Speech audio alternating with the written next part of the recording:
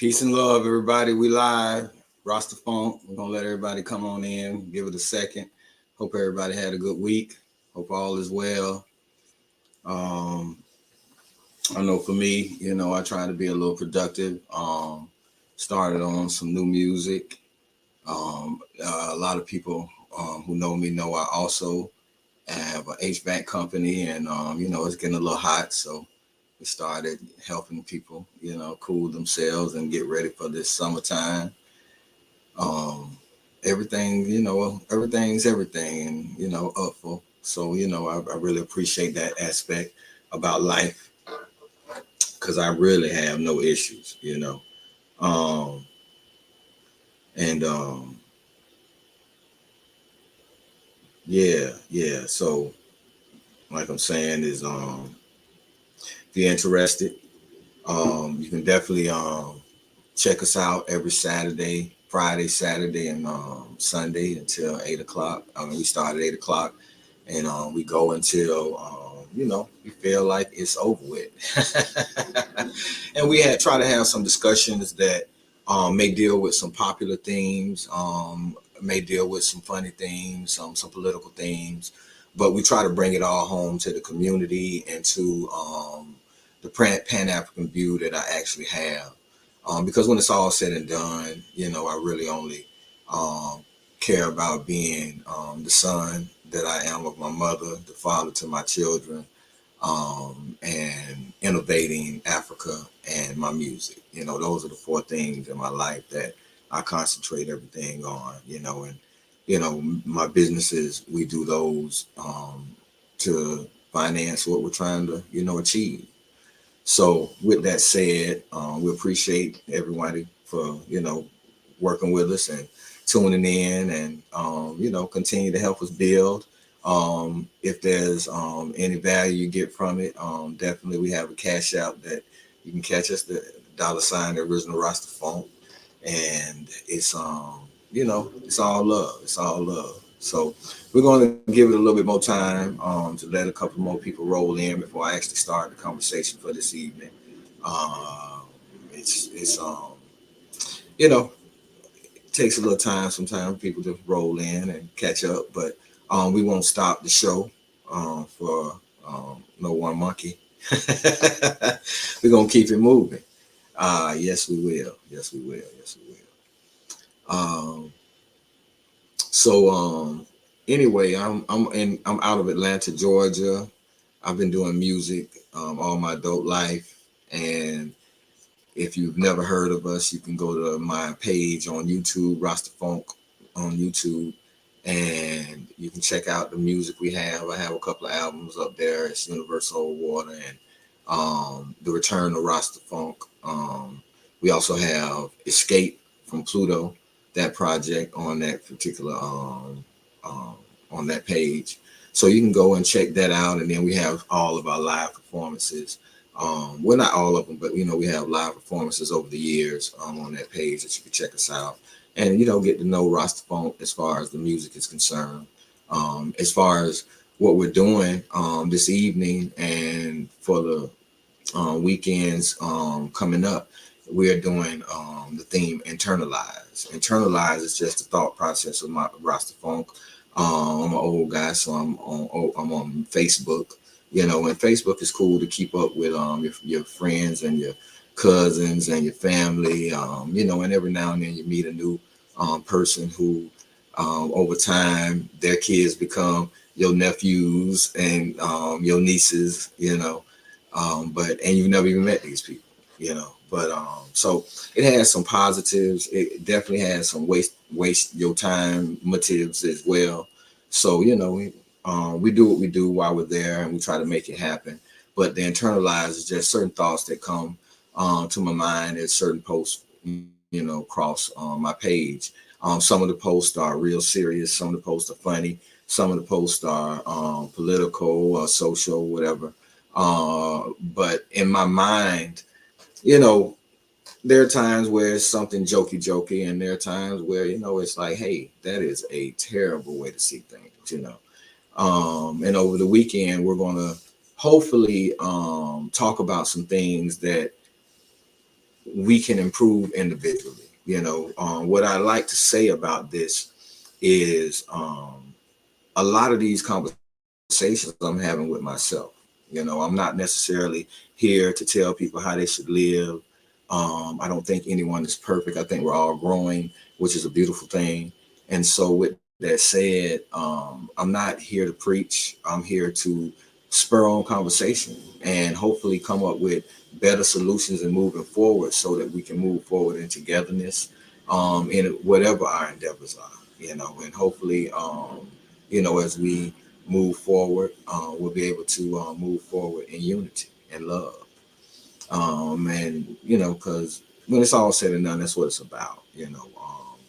A lot of people like to talk about inclusion, and inclusion is letting people. They like to say that inclusion is allowing people to be who they are, have a seat at the table, and have some say and take their say serious. For me, inclusion is not that. Inclusion is allowing people to be who they want to be, even if they don't want to be at your table. And even if that means that you might lose a couple of legs from your table because those people were actually holding your table up, not having a seat. you know.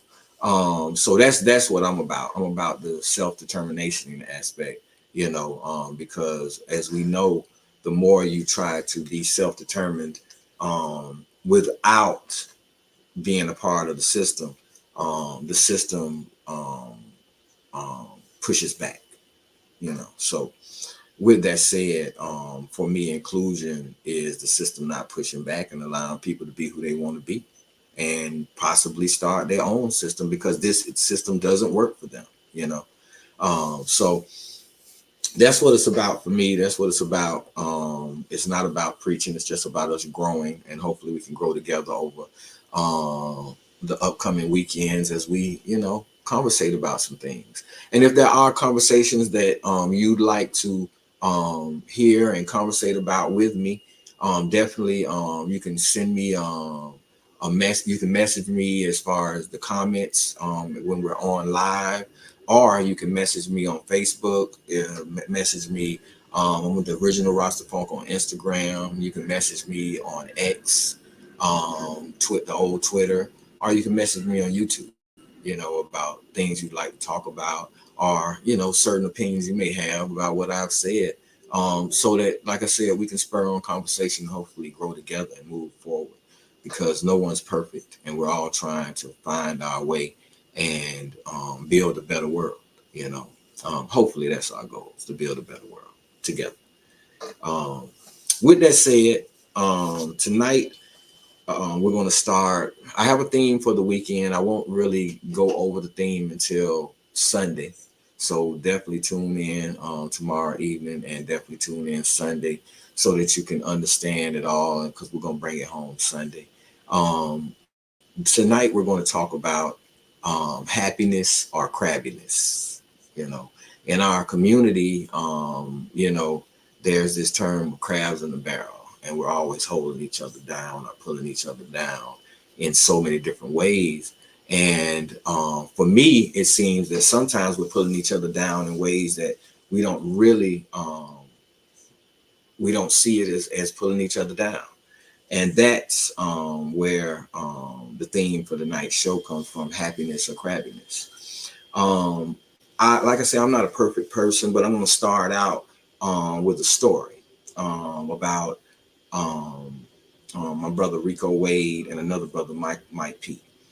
I met Rico Wade when I moved up to Atlanta, and we developed a relationship around music theory and music philosophy, basically, and playing Madden. That was our thing. We used to play Madden and talk about music, listen to his tracks, sometimes listen to my stuff. And we never actually did music together. But when it was all said and done, we developed a really great relationship. And, I have to give peace and love to his family. They laid him to rest today. And, so, hopefully everything works out with them. Hopefully everybody, be able to, have a peaceful future, and grow and be able to remember all the lessons that he taught them. So peace to his family. But getting back to the story, so I knew him for some time, about a year or so, and like I say, we hung out damn near every day or every other day, whether I would go to his studio when I got off of work, or whether he was just stop by my house, see what I was doing. Anyway, so I told him, my story and the people I knew and the people I hung out with, and we just vibed. Well, one of my partners that I had been doing music with for, at that time, probably, oh man, 10 years or so, Mike P moved back to Atlanta. He actually moved to Tallahassee, where I was staying, to go to FAMU, Florida A&M University. And that's how we hooked up, because I had been doing music with his cousin, his first cousin, the brother Law. We had been doing music since we graduated high school. And when Mike came to Tallahassee, him and Law reunited, and they started doing music. Well, in my mind, I used to always tell Law, that we need to. I was a songwriter and a singer, basically. And Law was a music man. He was a producer. He had his keyboard. He could do anything with it, and he played saxophone. And he was he still is a great instrumentalist and musician and producer and singer and all of the above. Anyway, I used to tell Law to make the instruments. They're not really talking like they should talk. They could, I didn't know what I was trying to tell him, but we had a really nice R&B at the time, soulful sound, a little jazzy, but it wasn't it wasn't talking, you know what I'm saying? Moving in the way that I could imagine it could move, but I didn't know how to tell him. Anyway, Mike knew exactly what was going on, because Mike came up on the phone, and Mike said, "That's not funky." That's how they came about. Mike said, "That's not funky,"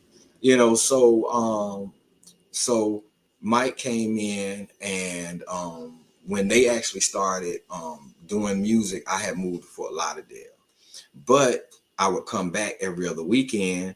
And as I saw the development of what they were doing, I was like, man, I need to get back to Tallahassee. So after some months, I moved back to Tallahassee and jumped in. They had started a live band. They called it Smoke.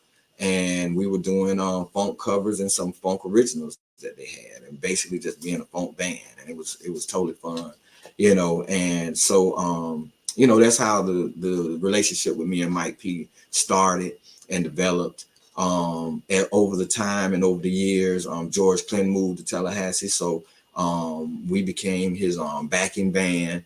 Where when he did smaller gigs in town, we would be the band, and we'd be performing with George Clinton, literally. Like it was the greatest thing ever. And so I got married and moved to Atlanta, and my wife hooked me up with Rico Wade, because she wanted me to be with a real crew. She didn't want me to be dealing with other people that I may fall in line with, that she didn't feel like was real. And one thing about Rico, the Dungeon Family, Organized Noise, those are some real brothers, real as they come.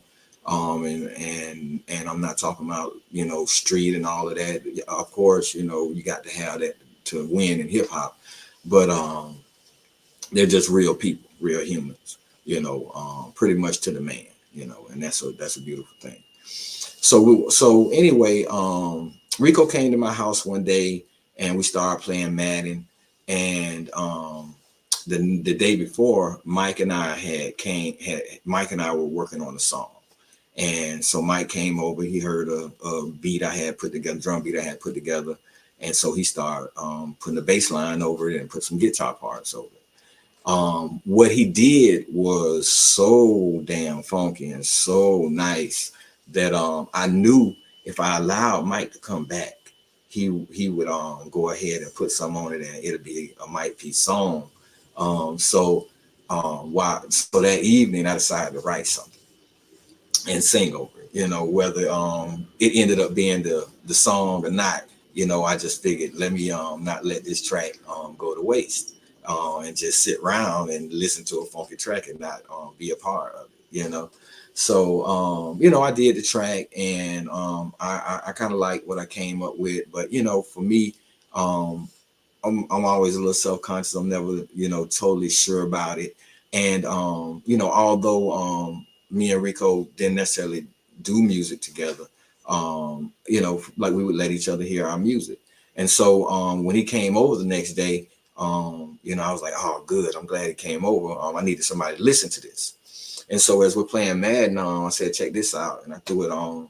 And so he listened to it. And so, he let it play a little bit and he paused the game and he said, who is that on bass? And I said, that's Mike P. That's the cat I was telling you about. That he just moved back and who I've been, doing music with for, the last 10 years or so. And he's like, for real? He's like, man, bring him to the studio. I was like, okay, that's what's up. So I called Mike P after Rico left and told him, hey, Rick want to meet you and, we'll see what's up. And so Mike was really excited, being from Atlanta, Organized Noise legacy and everything they've done. It's a big deal, and unfortunately, it's cool either way. But for me, I don't see it. I don't see those things in that way. I never have. If I meet you and you cool and you're a good person, that's what matters. And Rico was a good person. He's one of the best people you ever gonna meet. And that's really what mattered because he did music and all that other stuff. That's great. You know what I'm saying? Which is part of why we didn't probably do music was because he's doing what he's doing and I'm comfortable with doing what I'm doing. And I'm more comfortable with being friends with people than trying to push, my art or, just pushing myself on people in that way. So with that said, Mike was excited. He was like, hey man, I'm coming over right now. I was like, well, no, hold up. We'll go over this evening when he get things pumping because his at that time his schedule was he'd get up in the morning and take his son. Well, at that his schedule was he'd be up all night. And because he'd be up all night, he'd already be up taking his son, but he'd be tired. So I knew going back over there, he probably had, getting his rest and we just catch him in the evening. So that's exactly what we did. We got over there, but we got over there a little early. He was out picking up. Okay, so the story is he was picking up his the guy who plays bass and guitar on some of his tracks and was helping him out at the time to put some ideas down. A brother named Shorty B. You may not know the name of Shorty B, but the Dangerous Crew and that or some people do, but Too Short, and he was the bass player on most of Too Short stuff. So with that said, Shorty B is an awesome cat. He's good people too, and great producer, great instrumentalist. And so for some time, Rico would go just about daily. Rico would go pick up Shorty B from where he stayed, which wasn't close at all. And Atlanta's a big place. Atlanta's different cities that's the Greater Atlanta area. And so he would go a pretty good ways to pick up Shorty B every day and bring him back, and they get funky, right? Do some stuff in the studio. And so this particular evening, he was out picking up Shorty B when we arrived. When they came back, Shorty B, sometimes he'll come in and they'll chill, and then he'll go get his stuff, and they'll get started, on work. So as usual, Shorty B and Rico came in and met Mike and started talking. Rico put on a track, so Mike started playing some bass, and eventually pulled out the guitar, played some guitar on some stuff, and two things happened that night.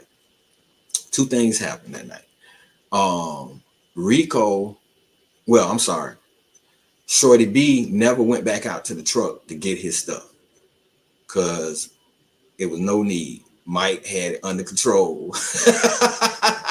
It was no need to bring any more instruments, instrumentalists in. At this point, we got us a bass player and guitar player who has this totally under control, and that's the type of instrumentalist that Mike is. Mike P's an awesome producer in his own right, awesome artist in his own right. But when it comes to that bass, man, look, I'm talking about, you can't disrespect Bootsy like that. But anybody else, I'll put Mike P up against him. I'm trying to tell you. But he's also dangerous on the guitar, and he'll tell you that, he picked guitar over bass because of Prince. Prince got all the ladies playing guitar, so that's why Mike played guitar. So the first thing that happened was Shorty B never went back out to the truck to get his equipment and come play, because Mike had it under control. And the second thing that happened from that night was Rico never went out to get Shorty B again. Shorty B would find his way to the studio, but Rico never went back out there because Mike was showing up on time, regularly, laying down that funk that is really uncomparable, and you can't compete with it. So with that said, that's how they hooked up, and so for some time after that, we'd all be hanging out from time to time, and then and other times it might just be them because they were doing some work, And with that said, as their relationship developed musically, Outkast was coming out with the Love Below album. No, I'm sorry, Outkast had just did the Love Below. I don't know if Love Below came before Idlewild. I don't know, man. I don't know. I don't keep up. I think Idlewild came first. But anyway, Rico was looking for some music to present to them to put on the Idlewild album. And so Mike played him a song that he had written with a brother named Wallace. And Rico loved the song. And so they worked it out, presented it to Big Boy. He loved the song, and it made the album. And so at that point, Mike had written a song for Outkast. It was basically for Big Boy, but at the same time, that's a big deal. That's a big deal. Mike was, he had put his foot in the door, and walked on, and actually, pushed his way on through a little bit with that particular venture and that particular win. So with that said, getting more to the subject matter of tonight, happiness or crabbiness, I was elated. You know what I'm saying? I wasn't jealous. I was really cool with the whole situation. And why I mention that is because because my relationship with Rico wasn't about me doing music with him in that way. However, when I would come home from the studio, my wife at the time would be like, "Y'all did some music," and I was like, "No, we just chill." She's like, "You just chill, you ain't, you need to let him listen to you. You need to, and I'm like, it ain't like that, we just we hang out, And so when she found out Mike had a song on the Outkast album, she was like, "Hell no, what the fuck is going on?" And not in a negative way, as far as like,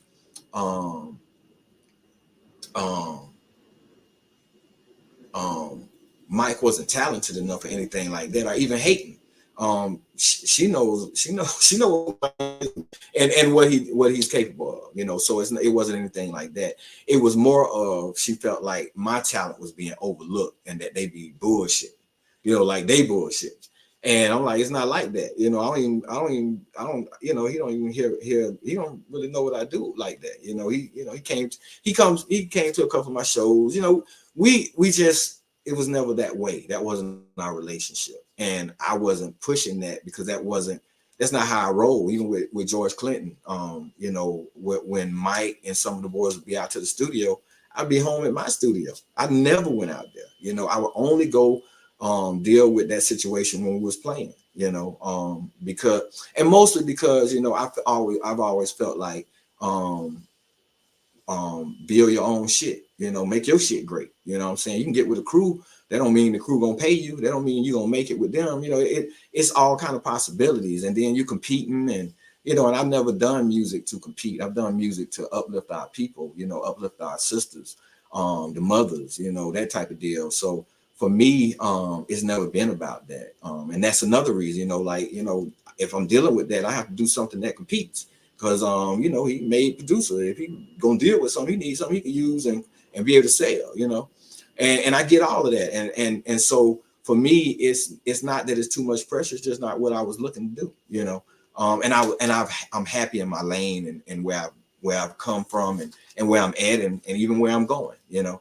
So with that said, you know, I come home and we have that discussion. It wouldn't be long, and she'd be like, ah, you know, and walk away, you know, and I go down to my studio, or you know, whatever, you know, we make, you know, but at the same time, that was the situation that a brother that I hooked up with another brother, they did something great, you know, and I had nothing to do with it, you know, except I hooked them up, you know, and I'm happy to hook them up, you know. I don't get no money for hooking them up, but I get the joy of growth, you know, and progression of those two brothers, and seeing them do their thing, you know, which was the whole point, that when it's all said and done, you know, no matter what the situation is, you know, in my humble, we got to be able to be happy for each other, you know. I try to surround myself with people, and I'm very fortunate, you know, that I have a small circle, and I don't really worry about backstabbers, you know. That's not what I'm worried about, you know. Even when people fall out of line, you know, I was I learned that, you know, a lot of times it's nothing for you to do about it. You know what I'm saying? It's, you know, if it's somebody you don't need to be around, that's all you should know that, and keep it moving. But when it's all said and done, you know, the question is, you know, can we really be happy for our people? Because that's the only way to move forward. You know, your brother win the lottery, he don't want to give you no money. So, you know what I'm saying? You know, I understand being upset about it. You know, I understand feeling some kind of way, but I don't understand not moving forward in love and growth and peace and harmony. You know, I don't understand that, because, you know, what I find is um, you get a lot more. Um, I think the saying is you can catch more bees with honey than you can with salt, you know. And so when it's all said and done, I just try to think of things in the best possible light, in the sweetest way, you know. um had a situation recently where I actually um um in some situations brothers would have been at odds, you know, talking about wanting to kill people, you know, and through dialogue, and just, you know, not jumping to conclusions and just making a phone call, found out it was a misunderstanding, you know. And so those are the things that I'm talking about, you know, when you have that type of positive attitude. um, you know, that's what moves us forward as a people, you know. And you know, and then from that particular project, Mike has played guitar on I don't want to say most, but a lot of Future stuff. And he's done some other stuff for some made people through that particular from doing that particular venture, and from meeting Rico and Rico hooking him up with other people, because that's how it works. And if I was a guitar player, bass player, I'm sure I may be in that particular, you know, I may have gotten some of those jobs, but that's not what I do. You know what I'm saying? And I'm cool. You know, I'm cool with having friends I could depend on. Believe that, because when it's all said and done, that's what's gonna get you where you want to go. You know, people standing behind you and being behind you and what you want to do and how you want to do it. You know, as opposed to you having to join cliques and join clubs. So, with that said, um, the next scenario that I want to bring up was really what spurred on this particular conversation. I'm not into popular news or popular goings on, as much as it may seem sometimes when I post on something. Because if I'm posting on something, it's simply because it spurred a thought as it crossed my screen. It wasn't because it was the most important thing all the time, and 99% of the time it wasn't because of the most important thing. With that said, maybe about a month, 2 months ago, I don't know, it was this thing where the gymnast Simone Biles' husband said he was the catch, and people went crazy over that thing, and mostly women, because they said, what do you mean he the catch?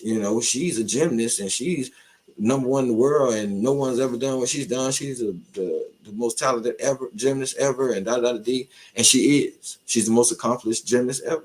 She made them change rules. And it's interesting because she did things that she does things and can do things that no one else can do, and they tried to dumb down the rules.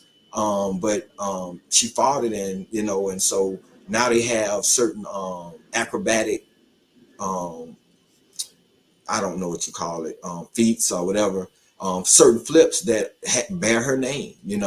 Ironically, in figure skating, they haven't been able to beat that. So it was a couple of black people who did some things that they're like, you can't do that. That's we don't do that in figure skating. And it's like, but I landed on my feet and I'm still moving, and it was graceful. Why can't I do it 4 times? Whatever it was. But they haven't won that battle in ice skating. But in gymnastics, they won it because of her. And so she is all of that and a bucket of chicken nuggets. And I would never ever devalue what she has going on or who she is as a person. I really appreciate her in that way. However, with that said, what I would like to say is that excuse me, I trying to check the comments. But what I would like to say is that let me get back. I apologize. I lost my train of thought because I was trying to get to my channel, and YouTube is blocking me from getting to my channel for some reason.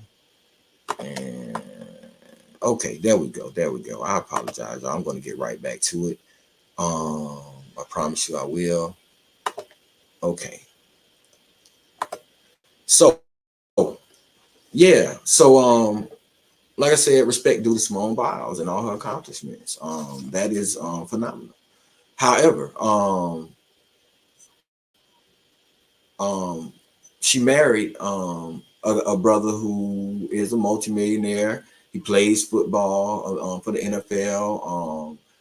From what I understand from the ladies, he's a good-looking brother. From what I understand from Simone, he's faithful, and most importantly, she's happy. Now, why am I bringing this up? I'm bringing this up because she made a few statements and actually came out recently after it all died down to just reiterate that I'm very happy with my man. Period. She said some other things, but I'm not trying to get into the controversy of who's the catch, because I don't care. What I care about is that she's verbally saying she's happy and people mad at her man. And it's like, why can't we be happy for her being happy? What is the problem with that? And what is it within us as a people, where we're so hurt, I would suspect are damaged in certain ways that we can't be happy for people when they're telling us they're happy. Now I understand in certain relationships when you have violence going on. If you got violence going on, then there's an issue, and no one should be dealing with violence as far as how a sister might be getting beat up or something like that, but she's telling you she's happy. There are there's certain ways to handle that, and I've seen situations where the brothers have came and took care of the dude, and he right back there. And so, you know, the brothers had to wash their hands of the situation. Now that's what they felt like they had to do, you know. I've literally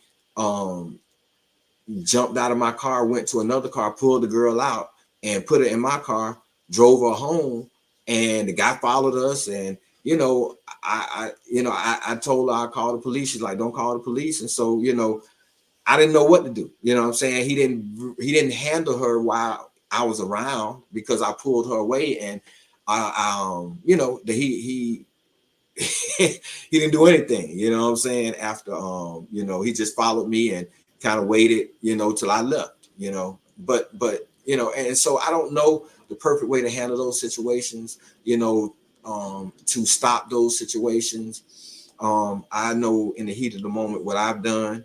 But when it's all said and done, we're not talking about that. We're talking about a sister who has a brother who's, you know, people say girls say he's handsome. Um, um, he has, you know, he can take care of the bills very well. And, you know, from what his wife says, she's very happy. You know, he's faithful. He's everything she's ever wanted, you know, and I'm sure she's everything he wanted, you know, everything he ever wanted. And so them being a happy couple seems like that should be the story. You know, he said something, you may not agree with it, but you know, she loved that boy. You know, why can't we just let it go? You know, I mean, it was almost like a week every day across my timeline where people were talking about that, and I just could not understand it for the life of me. You know, it was crazy, you know. And so, you know, if you have any comments, anything you want to say about it, definitely hit us on the comments. If you know, if you want to tell people, or you know someone who was one of those people posting about it, let them know we're talking about it right now. You know, and if they want to come on and get a 2 cents. But you know, we're not talking about who was the catch. We're just talking about happiness and being happy for other people, and how can we achieve that within our community, so that and moving forward, that's the normal thing. You know, let's normalize being happy for people. Let's normalize seeing where we ain't got all the answers, and because we don't have all the answers, and we see people smiling, let them smile. You know, let them be who they want to be. Um, I thought I had his video pulled up, but you know what? I'm not going to worry about it because I don't want to get too much into what he was saying. But the point I really wanted to make was what he didn't really even say it. Someone else who was interviewing him said it, and he just kind of agreed with it. And you know, it just became this big thing of people, you know, getting caught up in why he was um why he was disrespecting his wife, when she the one that make way more money than him, and she the one, and she the one, and she the one, and she this and that. And you know, yeah, I get it. I get it, but I don't get it. I don't get it, you know, because when it's all said and done, the person who we should be listening to is Simone Biles on this, you know. And if she's happy, then we should be happy, you know. Um, yeah, yeah. So, you know, that's what we got as far as that particular story. And like I said, the overall arching theme for the weekend will reveal to you Sunday. And tomorrow we'll also have, um, you know, another subject that'll kind of lead us into Sunday's theme. But when it's all said and done, you know, I um, I see Africans, you know, who come over here, and a lot of people don't realize that the number one student in American universities today is the African student, by far.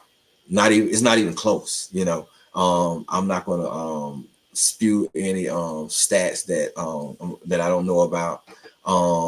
But at the same time, I read in several places where that's the number one student. And what happens is, what you see is those kids from those African cultures, as well as kids from other cultures, that are rooted in trading.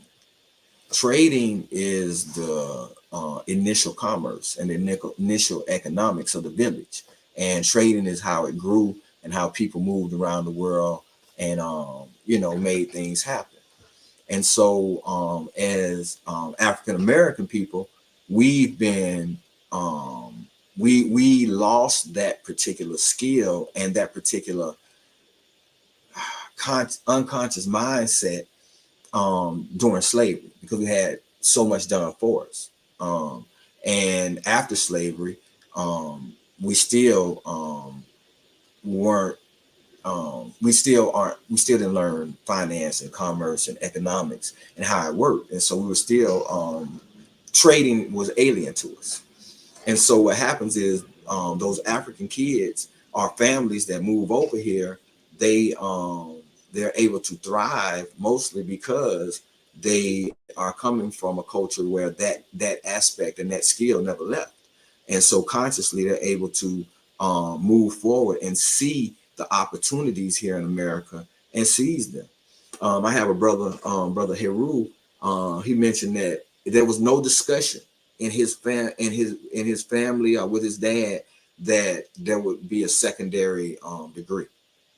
His sister got one, his brother got one, he got one, and there was no discussion about it. It was just, what you do. You'll find that if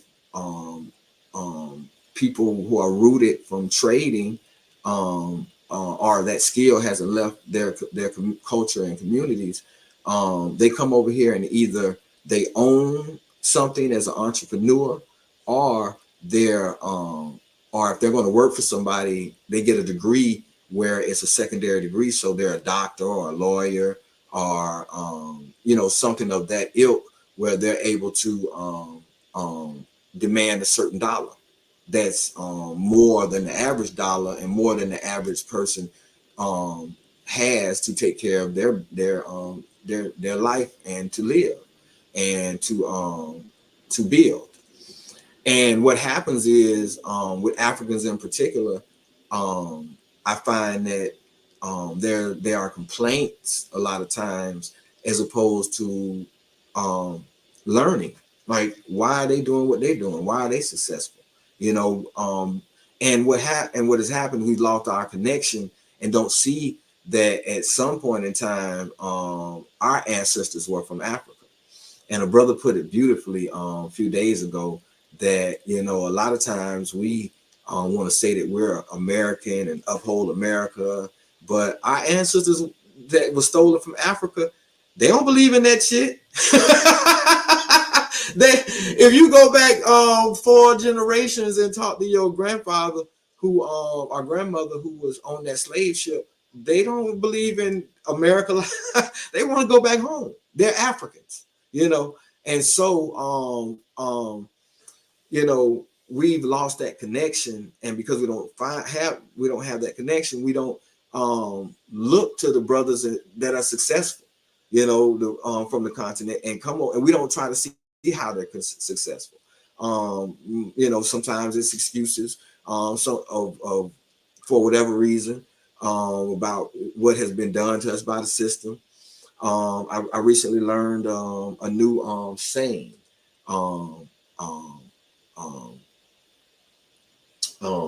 Let me pull it out so I can. So I don't want to say it wrong. And the saying goes, criticized by creating. That's the saying. So if you're trying to be upset with the system, then you should be creating something that's better than the system. Something's flying. You should create something that's better than the system. Not wallow in how the system is doing you. And so with that said, when you see people thriving, especially people that you could actually talk to, like, you may not be able to have that conversation with the Arab who owns the corner store, or the Indian who owns the hotel, or who owns the Blimpies. You may not be able to have that conversation with them. But the African brothers and sisters, you'd be surprised that the same stuff you see that you don't like, they may comment or don't like it, but you judging them for not liking it, and versus saying, yeah, you're right, our community ain't where it need to be, but I see that you doing something, brother. What you doing?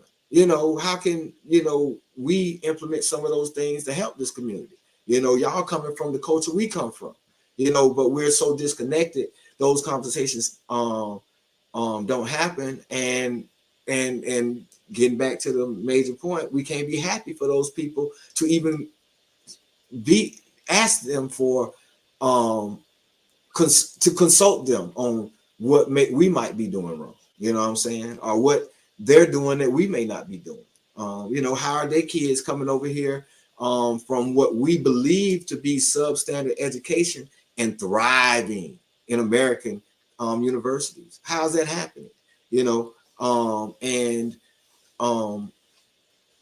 being happy for them being that way would open up dialogue and having us do certain things with our kids to make sure that they're thriving in schools, because we know that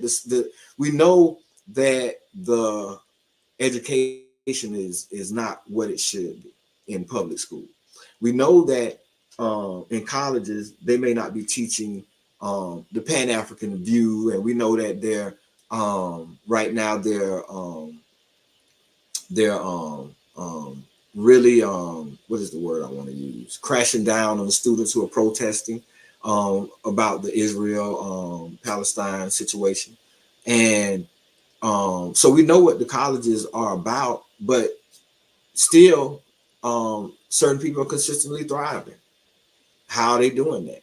And being happy for them, creates that dialogue to find out how they're doing that. That, and that's just another aspect of the whole thing. That when it's all said and done, we really, really, really have to learn to be happy for people. I think the deep rooted thing about that is being happy with self. And I think the deep rooted secret about being happy with self is is purpose and growth. Whenever you are fortunate to find your purpose and grow in that purpose, you're going to thrive in this particular community, in this particular society. You're in the belly of a society that basically pushes the world to be the same as it is, which is trauma after trauma after trauma after trauma after trauma after trauma. And it creates a situation where it's really hard to evade trauma.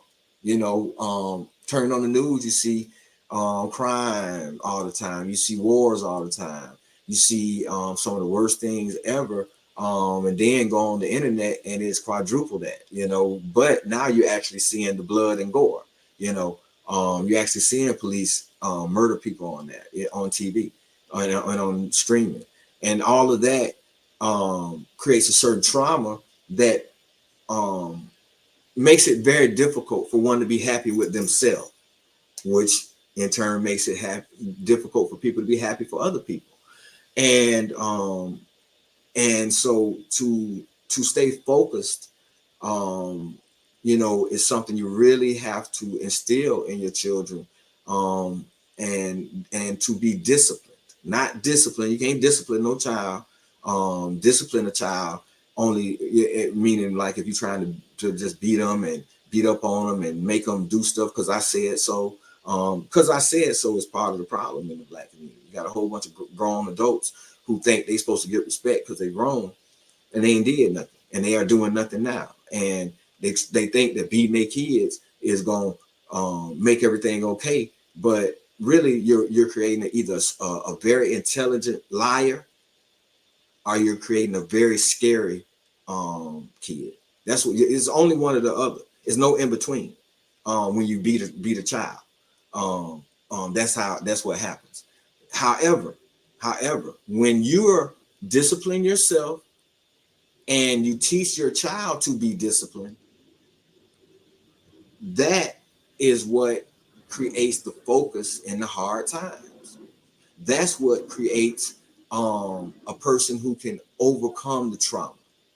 Because part of overcoming trauma is being able to focus on your work. And if you have work that is indeed part of your purpose, being able to continue doing that, man, I was talking to a brother, recently, and I was telling him that in high school I was a hurdler, and hurdling is not jumping over an obstacle as it comes on the track. It's actually continuing to run. That's why it's called hurdling and not jumping.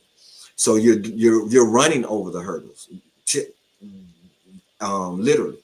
And I was telling him metaphorically, that's how my life is, that's how my life has been, and because I was a hurdler, that's my attitude when obstacles come in my way.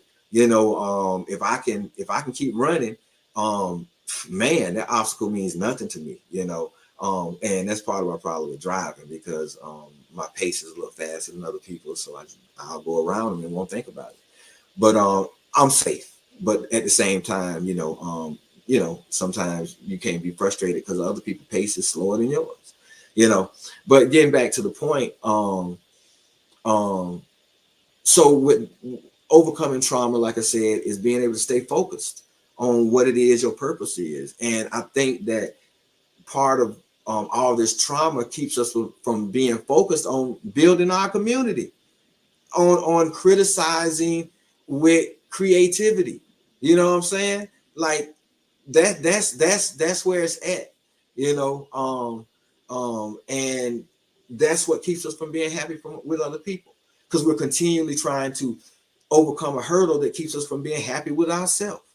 And I saw that whole week in people's comments about this girl, that it really had to do with them personally. It didn't feel like they was commenting on that guy. It felt like, they felt offended, but when it's all said and done, how can you not be happy for someone who's saying, I'm good? Like, we're great. We're great together. You know what I'm saying? I don't see nothing wrong with what he said. You know what I'm saying? How can you not be happy for that? And like I said, and when I get back to the bottom of it, I can see how you can't be happy, because you're not happy with yourself. And if we could get to the point where we focus on what it is that we individually can do as individuals, to build our community, I think that we would actually start seeing some wins and building some happiness within ourselves and for ourselves. I know that a lot of times we do so much as parents trying to keep our kids straight, that we sometimes don't, take care of ourselves, especially single mothers, and what I find is we can look. We've sent kids to college. We've shown we can do that. We've shown we can be successful with getting them out of high school and getting them to college and them graduate. You know what I'm saying? However, I would say that part of the reason why we're still stagnated is because we haven't spent as much time in making sure we're creating disciplined Africans. We put so much time in making good grades, and but we don't put time into creating a collective people. You know, one thing you can say about other communities is they're collective. You know, Caitlin Clark. Do you really think she is going to push a league that's semi-competitive with the WNBA that a black man has started? No, she ain't gonna break no ranks, and the NBA and the WNBA ain't gonna let her. You know, but the point I'm making is when it's all said and done, we have to think of things in that way too. You know, the world becomes better when we become better. You know, the world becomes. I mean, if in your city one of the worst places to go is a black community because you might get robbed or because of crime or whatever the reason is, it becoming better makes the world better. How about that? You know, and so, you know, I think that you know, we really have to search out platforms and people who with those ideas and support them. You know, it believe me, in every community is somebody trying to help build it up, but we are too busy focusing on other things that haven't made us happy and can't and so we can't even be happy for other people because we're not happy, you know. And I think that, like I said, part of that is because our focus has been totally off. You know, our focus has been trying to build people who can compete in this working environment, you know, but that's not it. That's not it, you know. FAMU FAMU University, SBU, what is that? The School of Business, used in the late '80s and the early '90s was, I want to say it was the top school for recruiting students from in the nation for business students. Or it was top three. You know, it was really it was very highly recruited from as far as people pulling those students and giving them jobs with those business degrees. However, they have an entrepreneur program in that school. They may have one now. I don't know. I'm not. I haven't lived in Tallahassee in 20 years. Haven't kept up, but I know that FSU had one right across the street. FSU had one. And at FAM to enter the business school, you had to wear a suit. You had to dress up every day. You had a certain haircut. You know, I don't think you could have dreads or braids or any of that stuff. FSU, you what you wanted to business school. You know, you know. So I think we've been building the wrong quote unquote Black American. You know, and I think that that's where our unhappiness really lies. You know, yeah, individually we like to see better men, but if you raising a son and we two in generations into single parents raising sons, we ain't got no better men yet. You know, if we're raising daughters and we're not seeing what we want to see with sisters, you know, for whatever reason, what's going on? You know, what it starts at home. It starts with what we're trying to achieve. And you know, I think that what we're trying to achieve in raising these kids, that particular Black American isn't winning. He's a loser. You know, you got about 10% of people who may be successful, but for the most part, collectively as men, our women don't have trust in us. They're not happy, and they can't be happy for us. You know, and as men, you know, because we ain't where we want to be as a community, we ain't happy neither. You know, so we doing a lot of dumb stuff, and we can't be happy for nobody ourselves. You know, and I'm talking collectively because, as I said, I have a really close circle of brothers that support each other, look out for each other, and you know, we're trying to build and spread out so that you know we all can be a part of such beauty. You know, I I'm a divorcee, and and me and my ex-wife, we beautifully co-parent together. You know, beautifully. You know, and you know, however her life goes, I'm happy. You know, and she's supportive of me. You know, has been supportive of me, and I totally appreciate that. You know, and and that's what I'm saying. You know, when it's all and I'm not perfect. My life ain't perfect. I'm I'm speaking on aspects of my life where I could not be happy for people. I could have a good reason to not be happy for people, you know, in my life. But I'm totally happy for them. I'm totally happy for their wins, you know, totally happy for people I don't know when I see them win, you know. I made a point in a post about two of the basketball sisters who just got twin Mercedes. That I'm very happy for their achievements, you know.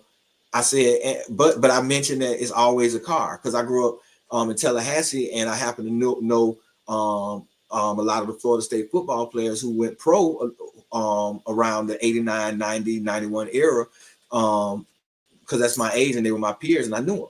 And so they all got a car. Everybody who go pro get a car, you know, like it's, I don't know where that car come from. It's like, man, you know, they got the money to buy it, but I'm just saying that the car thing. And it's like, I probably, you know, would have done the same thing as a young kid. But why are we raising a person who does that, and that's the first thing they do with that type of money? You know, not a duplex, you know, not some land, not you know, and do what you want with your money. I'm not here to spend it for you. I'm just saying we can't be happy for other people because we're not happy for ourselves collectively. And we're not happy ourselves because we've been building the wrong kind of Black American. We've been looking at shit wrong. And it's clear. It's clear. If you go on to the social media, women are totally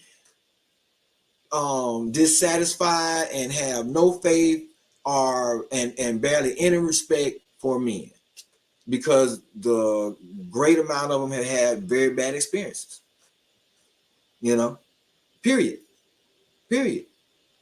And men who want to be real men, you know, for lack of a better way of putting it, because some of us may not fit into that. Some of these brothers playing cosplay as men, but when it's all said and done, and I'm not talking about the gay thing. I'm saying, you know, you still got a mind of a little boy, you know, in a big boy body, you know. But you know, some of the men are are unhappy with the women because they can't seem to find a woman that they want to marry, you know.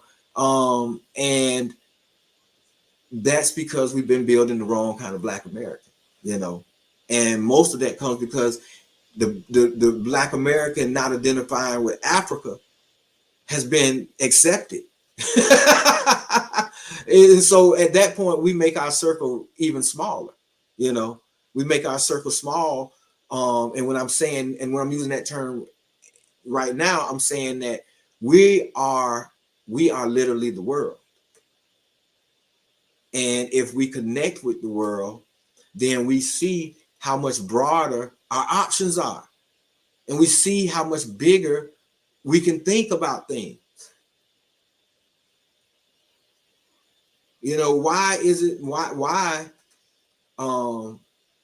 are we not putting out I guess the word is per capita, the doctors and engineers that other cultures are putting out when they come over here and go to school? Why aren't we fighting to have engineers, you know, versus people wanting to go to basket weaving in college? I don't know. I don't know what people are taking that, you know, but my point is, what's up, man?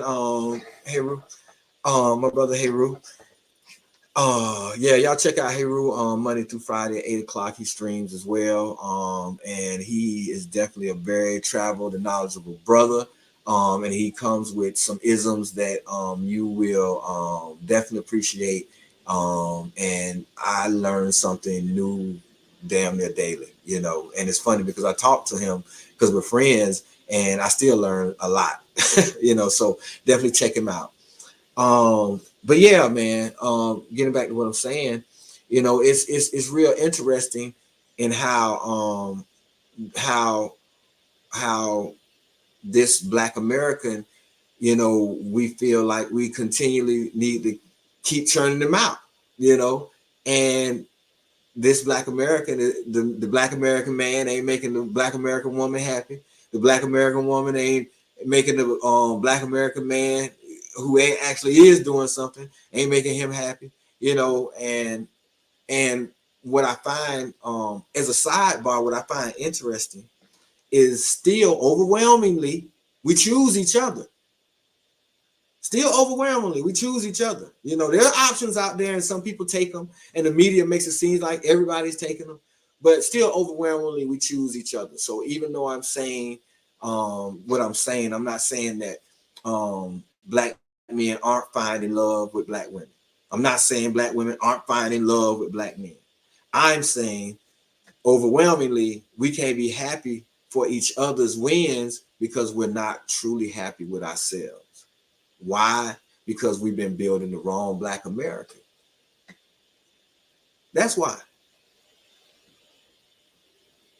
We can successfully, the colleges are filled with successful kids who come from single parent homes.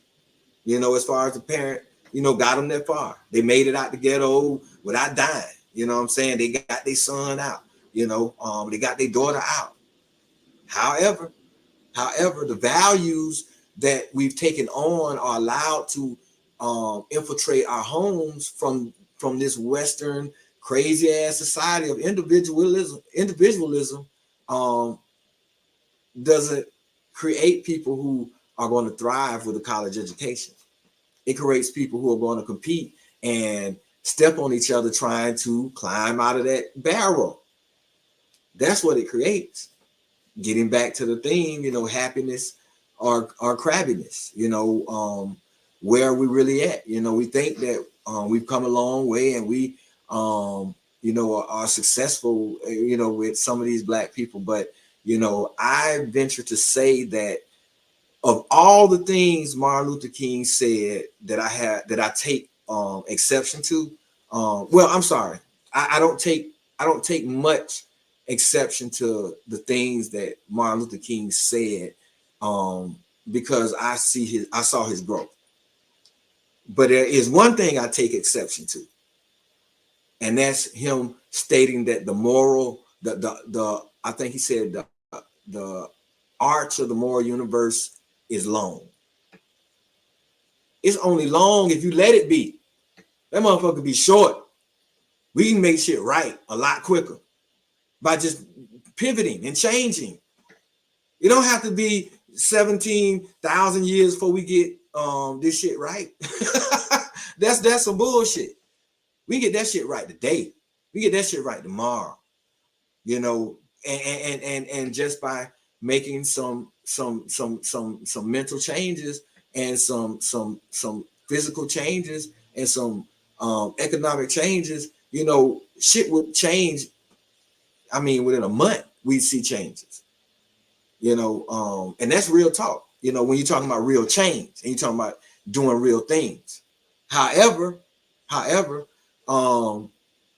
you're not going to get that with the American we're building.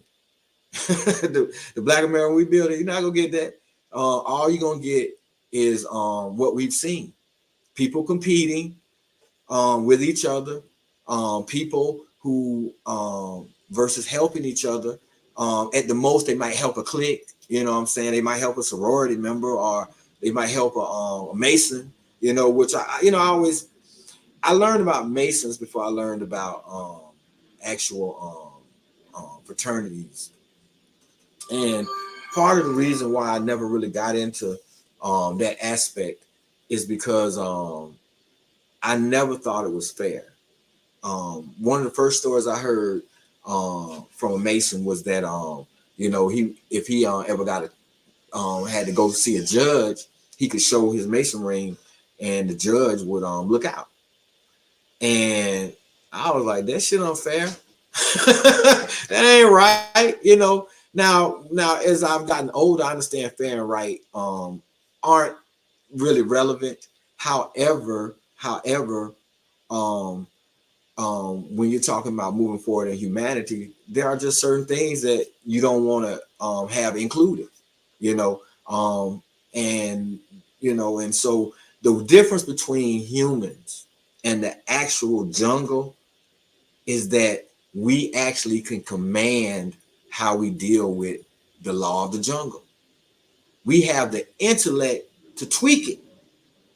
It's gonna always be, unfortunately, it's gonna always be the winner of the battle that the sisters of the species are gonna, get with.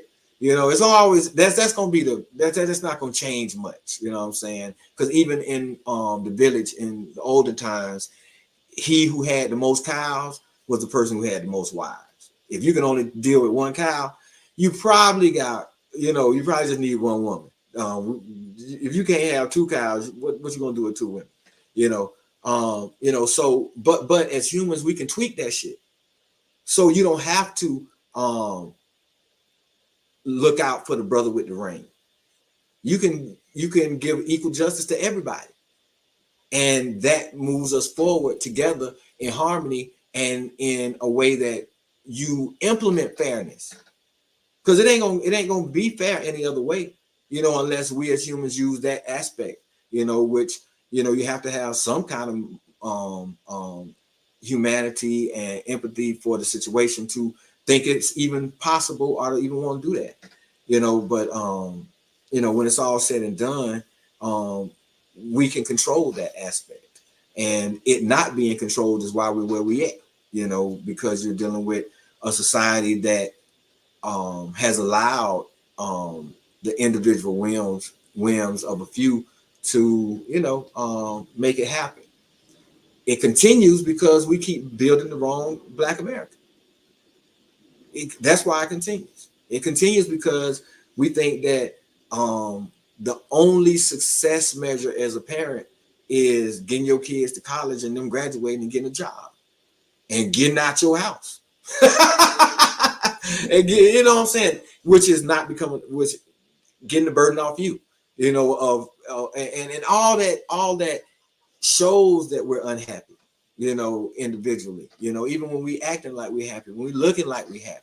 And if you can't be happy individually, then you're not going to be happy for anyone else, truly, and you're really going to show in different ways how you're actually crabby, and helping the situation of us not progressing, and like I said, I'm not perfect in any way.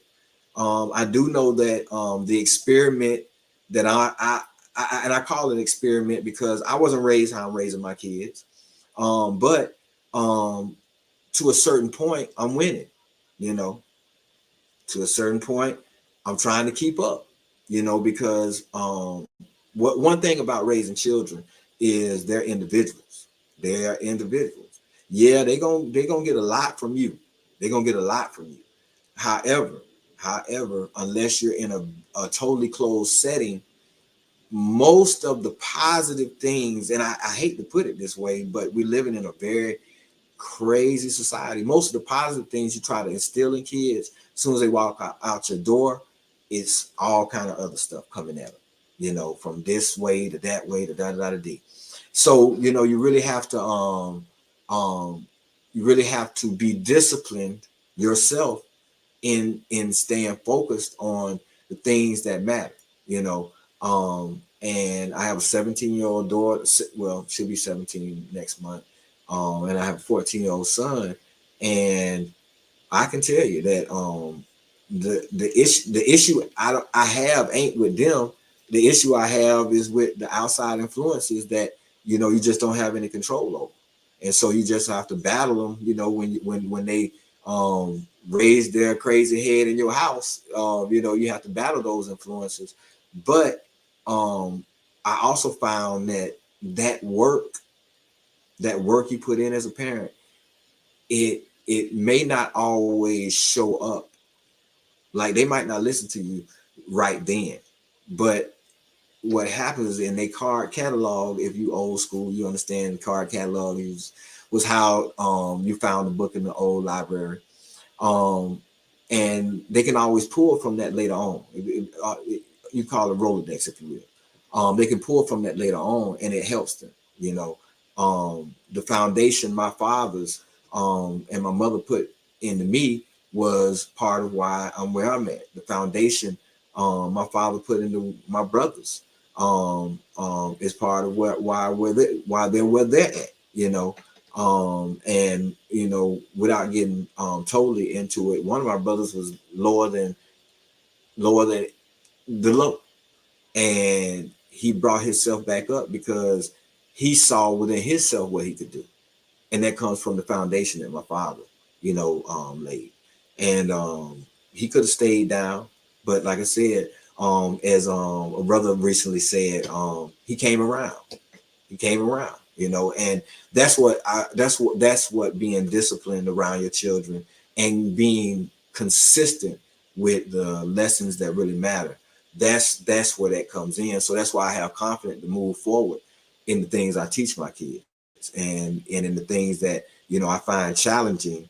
I find confidence in that aspect, that, you know, I'm pushing what I know in my you know, 52 years of experience. Yo 14 and 17, believe me, you know, I have to remind my daughter all the time that, you know, you're only 3 years older than your brother, and think about how crazy and stupid you think he is when he says something that you don't agree with, you know.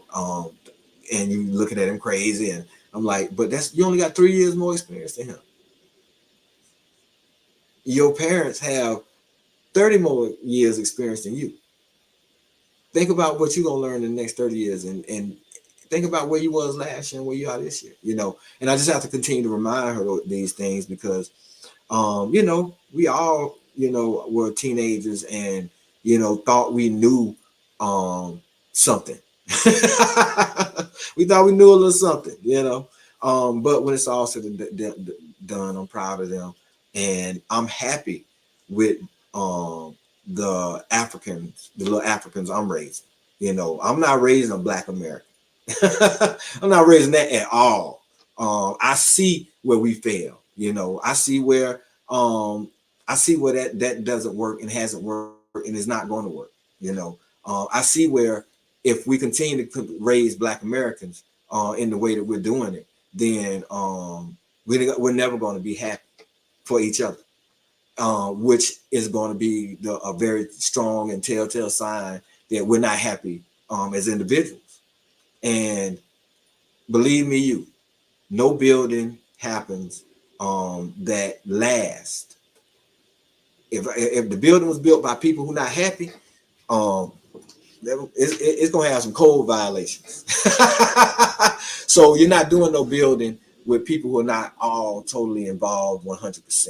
You know, you got to have people who are totally in it, who when they go home and relax, they are looking forward to coming back and building. You know, and that's part of being within your purpose.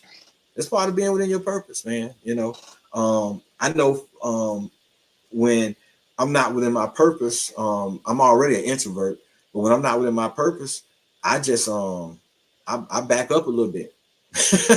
You know, because I know being around people is not it's not going to be fun. You know, and if I'm going to be around you, I want to have a little. I want to enjoy it.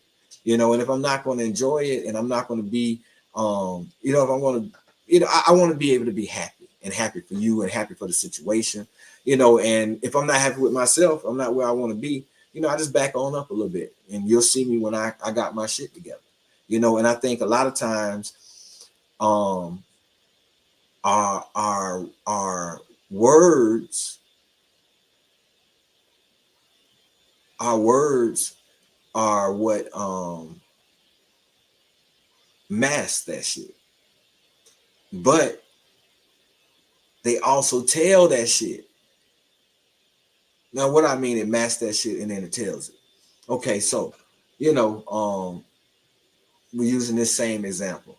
A lot of people going off on the brother because Simone Biles should be the catch and you shouldn't have said that. That tells me that you're not listening to her. That tells me that if you're listening to her and you can't be happy for her, you ain't happy with you. Because if you confident in you, then you see the confidence in other people's when they're saying they happy and they say you see that and you enjoy that with them. But if you can't enjoy, if you can only get stuck on somebody else saying something in their relationship that you don't agree with, and that relationship is a great relationship, that shows that you but hurt about certain things in your life, you know. And like I said, we're gonna back it up a little bit. And collectively, as men in the Black community here in America, we have not shown up for a few generations for our sisters. They ain't seen a collection of men really being men together, you know what I'm saying, and making shit happen and running our neighborhoods and our homes, and businesses and our economics. They ain't seen that. So let's be clear that they scarred a bit. It's hard for them to be happy for anybody because they ain't got no man. That's real. That's real. And they and some of them may not admit it, but just like we want a woman, they want a man. Not a little boy. They want a man. Not cosplay. They want a man. You know. And so with that said, you know, I always want to, you know, put that out there for the brothers who listening. You know, it may not fit you, but when you see somebody that you can talk to or help or, you know, push in the right direction, you know, and I'm gonna give you for instance, you know, I went to a home recently to look at an HVAC and was a young dude there. And he looked kind of young, and the rules are if someone isn't 18, you don't go into a house, you know, whether it's a boy or a girl, you just don't go in the house, you know. And so I asked him, I said, you 18? You know, he said, yeah, you know, and so as I finished what I was doing, I was leaving, you know, I said, so you in school? He said, I was, but I'm not anymore. And so I simply said this. I said, I come from Tallahassee, Florida, and it's a real college town. We got 3 colleges, and when they're empty in the summer, it's dead. You know, it's not like Atlanta where you still got traffic. It's dead in the summer, you know. And so I explained to him that if you're a kid coming out of high school is saying he's not going to college, adults go crazy. Like college, because it's a college town. That's all adults know. And you supposed, what you gonna do with your life? How you gonna live? You know. But when it's all said and done, what I told him is most of the adults I know, some of them have college degree businesses. They're lawyers or doctors, whatever. They own their own business. I said, but the vast majority of people I know, they own a business that had nothing to do with college. It had to do with trade. I said, that's why I'm at your house doing HVAC. So, you know, you left school. If you want to go back and that's your thing, do it. But, you know, it's opportunities out here, bro. Don't, you know, so you'll find a way to be able to come up. You know, it's opportunities out here. You just have to be diligent and focus on what it is that interests you. You know, and so I left it at that. I wasn't trying to preach to him. But at the same time, you know, never let an opportunity go to help a brother out, you know, help a sister out, you know. But at the same time, you know, I'm focusing this particular second on the brothers, you know, because we need to show up for the sisters. You know, they deserve to see a generation of men come back. They deserve to see that. But that comes from us building a better man, a better Black American man, a better African man here in America. That's where that comes from. That's where it's going to come from. It's not going to come from us continuing to think the accomplishment was, yeah, my baby graduated college. Yeah. But where are we at as a community with that being the bar? Where are we at? I'm not trying to. I'm not perfect. My son ain't changed the world yet. I ain't changed the world myself, but I'm working on my part, and you best believe my son know that that's what he's supposed to do. Period. Period. If all he think he's supposed to do is get a job, oh shit. Don't come back to my house with that bullshit. See, we you know, I had this discussion with some brothers, and one of the brothers mentioned that we lost our sense of duty. That's part of why the divorce rate is so high, because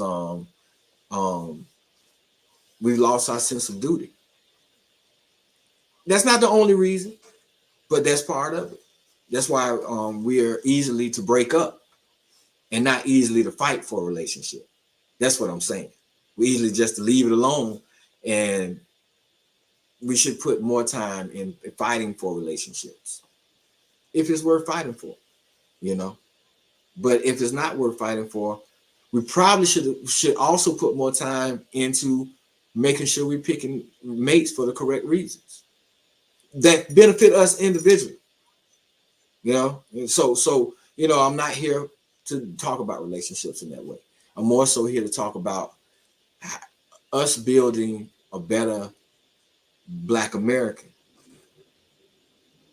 a better African here in America. That's what I'm here to talk about. That's really the bottom line with happiness or crabbiness. That's really the bottom line when I'm telling you that, man, 1,000 times I introduce Mike to Rico. 1,000 times I hope that Mike get a song on the Outkast album. You know what I'm saying? 1,000 times. 1,000 times I'm not going to be jealous of that shit at all. 1,000 times I'm happy that Simone Biles is happy. 1,000 times I think sisters should be happy that Simone Biles is happy and shouldn't give a fuck about who to catch. Evidently, they caught each other. How about that? How about they both got a winner? They both got a winner. How about that? They both found what they was looking for. How about that? If you want to contemplate on something, how about that? But to worry about who is the catch, that shows you're not happy for them. That shows you're not happy for yourself. That shows that we're not overcoming the constant trauma that's put in front of us to not overcome. But we got to hurdle that. We got to hurdle that shit. We got to keep moving. And we got to change what we have as a standard for how we're raising our kids. If we want to see people in the community are happy for each other, happy for each other's win, supporting each other's win, winning more and more and more together, pulling each other up, as opposed to pulling each other down out the barrel. I made it out the barrel. Here, bro. Here's my hand. Come on. Grab 2 other people. I done built enough strength. I can take all 3 of y'all. Get them. Let's go. I ain't playing. That's how it works. That's the opposite of crabs in the barrel. It's crabs out of barrel. And that should be a saying. Crabs out of barrel. Not crabs in a barrel. It's kind of like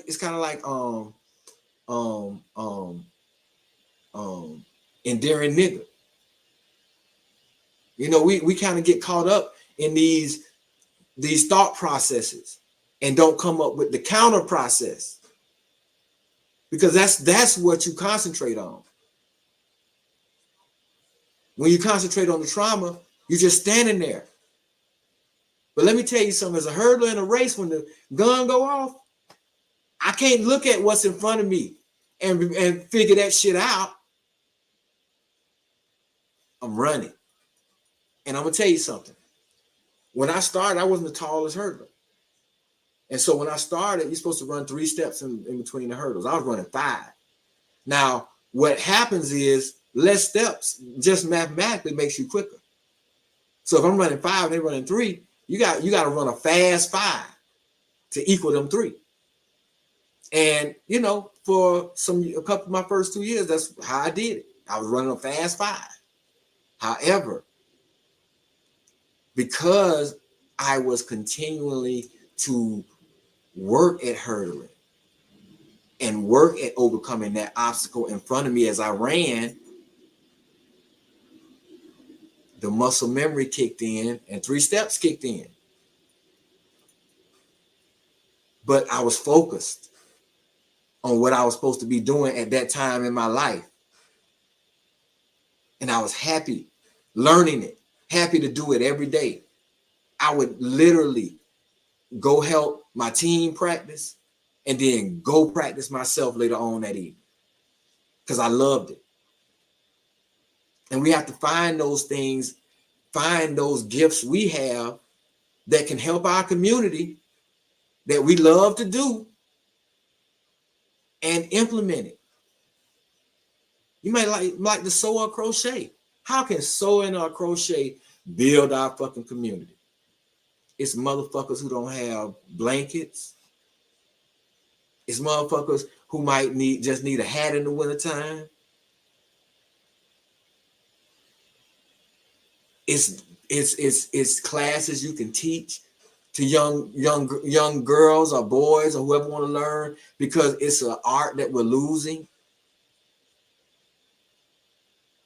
It's so it's really simple. It's not hard. It's not hard. If collectively we did these things, we'd be moving forward. I got a brother named Shed. I've known Shed since 90, yes, since the 90s, since he was at FAMU. That's where we met. He was in the band. One of my friends, my brother-in-law, they were in the band together. They were brothers, and me and Shed met. We became brothers and friends as well. But my point was, Shed was the photographer on the look. They had this thing called a set. Shed was the photographer. He'd take all the pictures. And once Shed was about to graduate and had become kind of a maid photographer, I had a young cat who was my personal photographer. He took pictures and stuff for some other people sometimes, but he followed my band around and took all our pictures. Like, I got a box of old literal pictures and some film I ain't even that's probably no good. But that I have to, if you're young, you don't even know what film is. So I ain't gonna even go know. But my point was, Shed had his first bag. He started with his first camera bag. And he's like, "Hey man, I see you ain't got no camera bag. You just carrying your camera bag. Here, take this bag." And so later on, I told Kefim, I said, when you get to a certain point, you got to get that bag to another photographer. That's how that works. You got to get that bag to another photographer. When you get to the point where you want to get, and you bought the bag that you really want, you get that to another photographer. And Shay has always been beautiful like that. He's an awesome brother. You know what I'm saying? Still, to this day, the same vibrant smile when you see him, and raising 2 beautiful children and lovely wife. It's awesome to see real men be real men in our community. There are plenty of real men, but we have a vast amount of brothers who aren't holding up so much so that the sisters notice and are putting us on notice a lot of times in the ways that they know how to. So I don't go back and forth with sisters. You know what I'm saying? I get it. You know what I'm saying? I get it. I go back and forth with brothers, about us getting our shit together collectively, because if we want to build happiness, it starts there as individuals being happy for ourselves. And I'm gonna beat that. And as you can see, I'm gonna beat that into the ground tonight, because that's the main thing. It's not about preaching. I'm not trying to change your mind. I'm here to just point out that it doesn't seem like we're truly happy for each other most of the time. It seems like we find things to it's like a culture of complaining. We find things to complain about but we don't find things, we don't criticize with a creative idea, with a solution.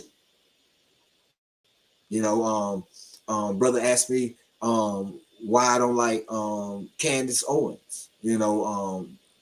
Basically because I never heard her with real solutions. I need people. I don't listen to a lot of the young Pan African guys. The SETIs and all of them. Every now and then, when there was the little debates used to happen, I would catch a few of them, but for the most part, I heard the masters that they were repeating, and the masters were giving us solutions. They weren't telling us to go out and tell everybody this shit as a lecturer like I'm doing. They were saying, brothers and sisters, get up. These are the solutions, and this is what we got to do. They expected us to be moving, and making shit happen. Not hoping our children to get it better because we sent them to college without any directives. We sent them to college, they ain't got no directives. All they always, oh, he be a teacher. Really, that's great. I'm glad your son is a teacher, but what type of teacher is he, and what type of African is he representing for the black kids in particular? And not most importantly, but just as importantly, for those other kids, how you think we get respect? The kids come up respecting us. They see as they come up that these are respectful people doing big things. But when they don't see when the black people they come across or the Africans they come across are not that way consistently, is what I'm saying. Then they formulate other opinions. Then they tend to start listening to their grandparents and their dads and mothers who may not necessarily be as open. I'm not here to teach an old dog new trick, but I am here to say that, we've been building the wrong Black American. And the receipts are in the community. Look outside your window if you stay in a Black community. Is it what you want? Is it where you think the community should be? Are the kids? Do you have hope for their promise? Or are you concerned? And don't get me wrong, it's always going to be a level of concern from generation to generation. They're not going. They should not be doing it like we did it. Let's get that straight. If there's any innovation going on, they should not be doing it like we're doing. However, what type of innovation? Are we innovating to be more of a culture of bottom feeders, losers, and crabs pulling each other down? Are we innovating to be winners? And are we innovating to change the world for the better? I'll get back to, a lot of people like to say inclusion is having a seat at the table and being listened to. I don't see it that way. Inclusion is being allowed to do what the fuck you want to do. Because this table may not work for me. And matter of fact, two of the legs, I've been holding your table up. I need that back because I want to build my own. Being allowed to do that. When a person can allow you to take them two legs, that's a real human. They want to see you win. That's what inclusion is.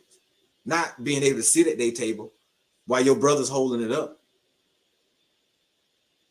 That's some bullshit. So, happiness, like I said, when it's all said and done, and versus crabbiness is the theme. And as individuals, we just want to be able to take account because that's a real big deal. Because because when you go into the deep dive of that, what you're talking about is happiness of self. And when you go into the deep dive of that, why aren't you happy with self? And I want you to know that yes, I am in a lot of ways, generally speaking, because you got certain people that they have certain real issues where they're not able to keep running the hurdle. You know, they may need some assistance, they may need some counseling. You know, we got some people with real issues. However, the vast amount, y'all raising the wrong Black American.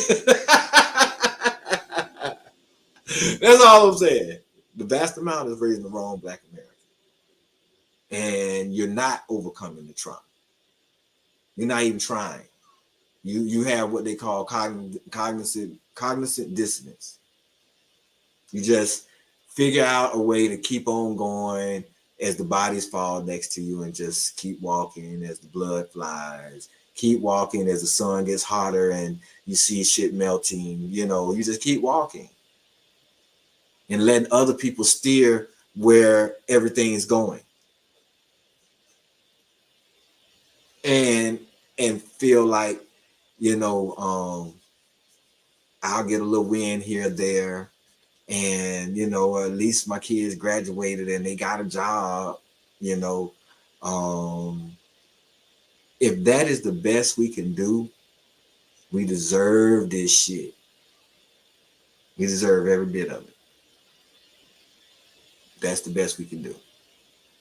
However, I will remind us continually that the bar,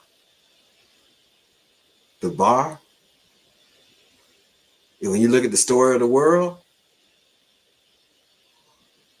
there are certain people who touch the bar. They may be able to jump every now and then and touch it. You know, they can touch it. But that bar was set by the people who tamed the earth, by the people who tamed the water, by the people who tamed the wind, and by the people who tamed the fire to feed the baby. Yeah, that's where the bar was set.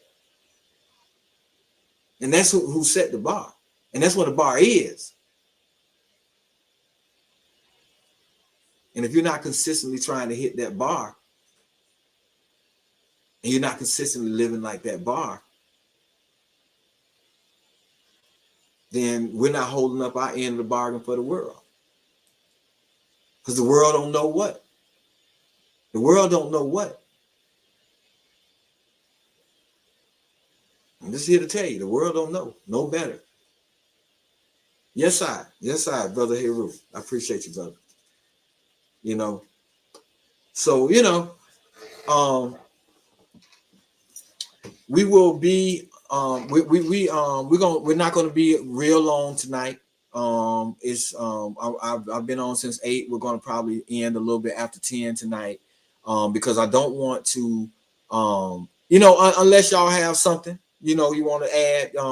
Hey Ru, I see you over there. If you want to come on and say something, you definitely can call in. If anyone else is listening, want to call in, if you got any comments, please comment. And you know, and work, you know, we here. You know, I'm not going nowhere yet, but at the same time, I don't want to get boring beating it in the head. But I do want y'all to understand that the reason why you can't say it's happiness and you got to say it's crabbiness is because we don't have no receipts to say and that show that we're happy for each other and that we're building together and that we're growing together.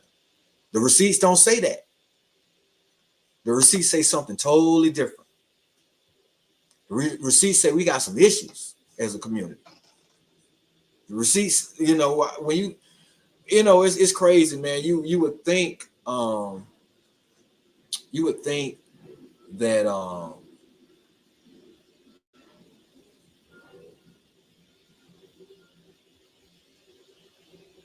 think that being black, being black. You know, now if you're not Pan African and if you don't want to say you're African, you know, that's on you. But you would think that being black and seeing other black people would be enough. Now, why would you think that? Just because they black? No. What I'm saying and what I'm learning is I'm a victim of being raised that way.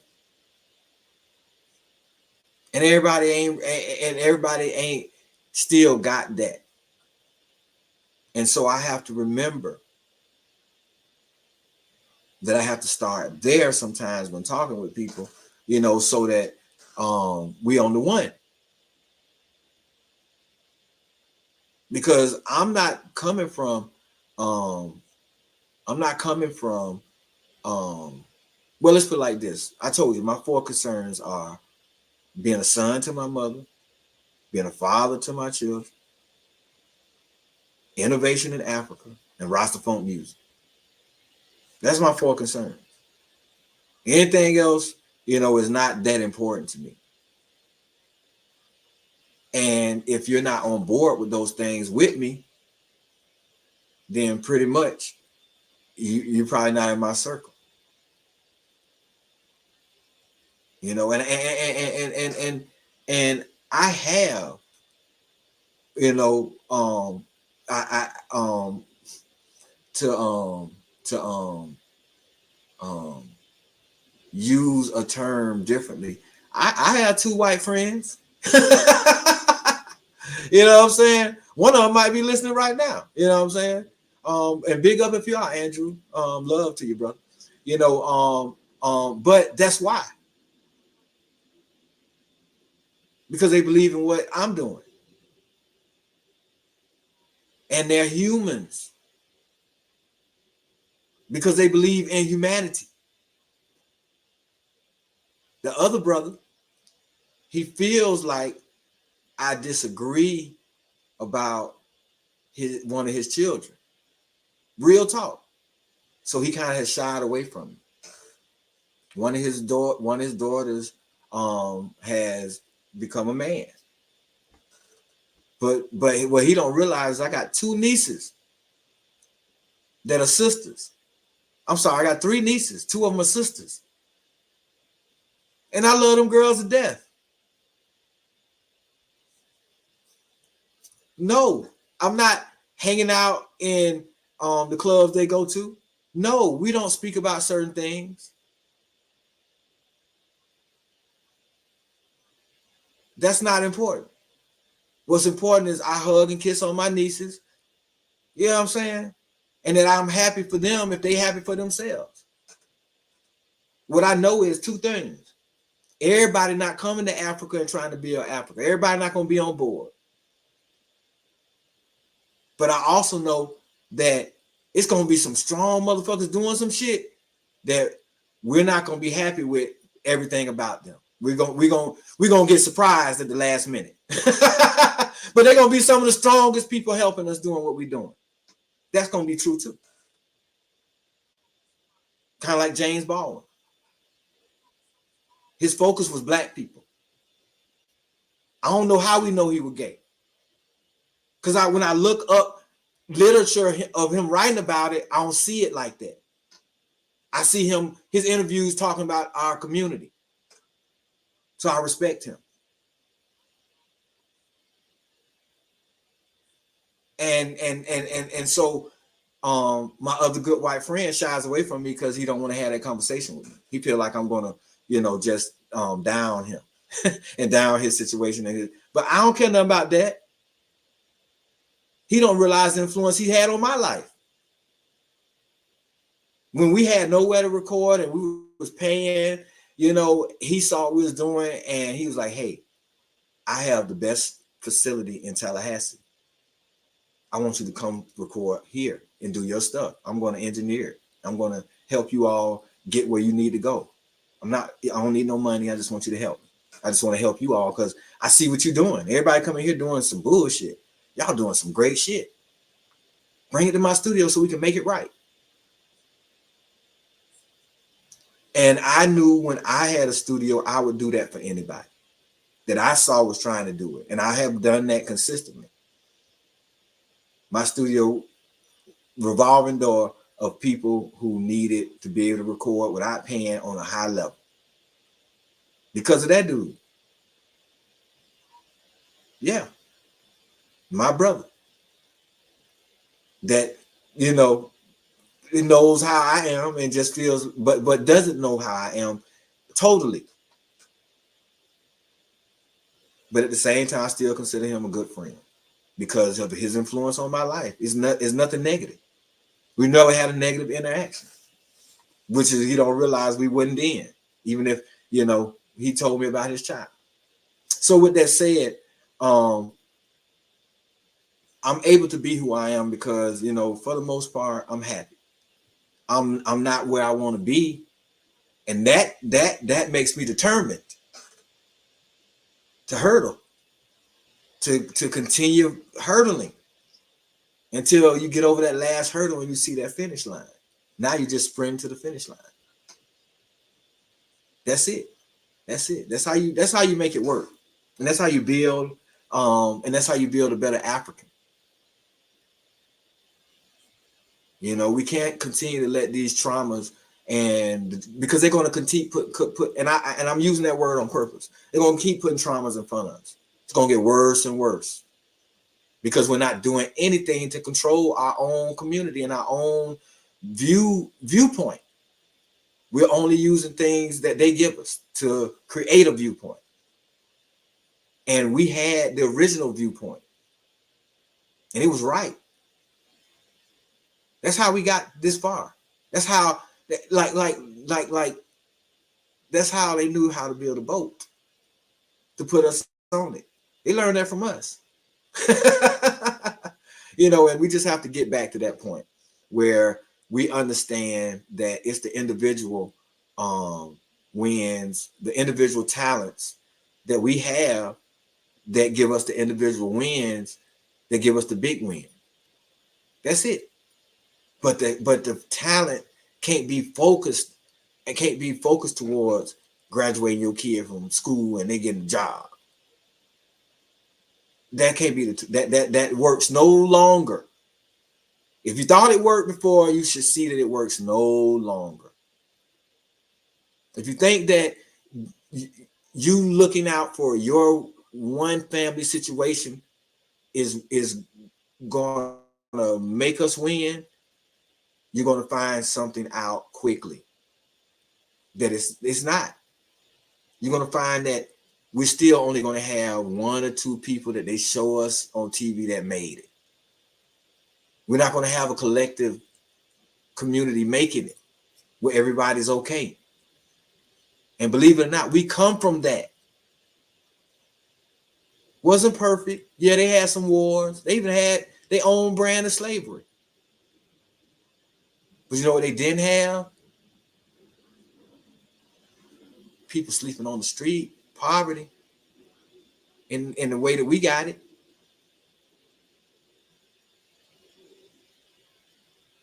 They ain't had that.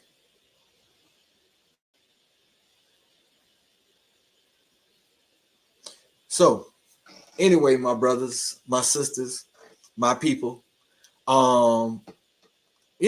we just want to redirect our way of thinking if we're able to.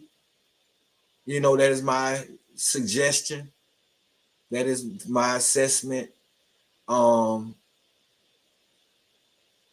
don't feel like I'm perfect, but I am here to, give you an assessment and to have a conversation. If you feel like it was worth it or it's ever worth it, definitely you can send us a little something on the Cash App, $ the original Rastafunk. If you want to come on and talk and chop it up, you can definitely chop it up. Oh, you wouldn't know how to do it if I didn't put it in the chat. That's my fault, everybody. I was supposed to do that earlier. I'm learning, everybody. I'm learning. I'm getting this right and perfect. And we're gonna build as a community on the Rastafunk channel, and on this Internalize on the weekends. and we're gonna make it happen. We're gonna make it happen. If you want to, if you got any comments, definitely put them in the comment in the chat. If you want to come on, I just put in the chat for everybody to see on all the different platforms where you can actually come on and call in. If you just hit the link, you can call in, and we can chop it up for us a little bit as far as for what I'm saying. But that's how we come on Rastafunk Internalize. We just we want to have meaningful conversation. Sometimes it may seem a little frivolous. Sometimes it may have something to do with popular news or what's going on in society that way. Sometimes maybe some celebrities we mention, but that won't be our focus. That's never our focus. Our focus is always going to be bigger, where hopefully we are able to have a conversation together about the things that about certain ideas. It's all about ideas, and some ideas may be old, some ideas may be funny, some ideas may be new. But part of before you implement these ideas is having discussions to make sure that they're viable, or at least viable to the majority of people, and helping the majority of people out. If it's not going to help the majority of people out, then that's not viable. It's not a good idea. And where we're at now is we're all coming up with our own individual ideas, and they're viable for us for a short term, or even for us individually for a long term, but they're not viable ideas for the collective. And if you don't get anything from me tonight, I want you to get this. Part of understanding you're African ain't about our skin color. It's not even about Africa. Africa comes after you understand you're African, because then you understand your connection to that land. African is being humane. It's that simple. That's that we were the first ones to respect each other, and we made that a permanent. We was like, this works. That disrespect thing or whatever you want, that don't work. When you came to our village, we fed you and sheltered you, because shunning you because you were new and different didn't work. That's being African. That's being African. That's what we did. You find that in villages around the world. You come to their village, they started killing people who came to their village when colonialists and conquistadors and those type of people came. That's when they started saying, hey, don't come on our island. But prior to that, they welcomed strangers around the world. That was universal. That was that was how it was. You were just that way. That was what it was to be human.